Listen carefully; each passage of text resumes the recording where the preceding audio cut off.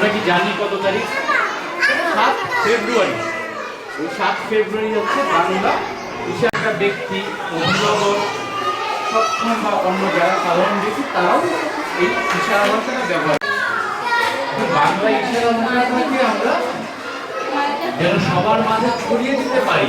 শারীরিক প্রতিবন্ধী, শ্রবণ প্রতিবন্ধী, অটিজম, মানসিক অসুস্থতাজনিত প্রতিবন্ধী, এরকম ধরনের আমাদের 12 ক্যাটাগরির প্রতিবন্ধী দিবসগুলো উদযাপন করে থাকি।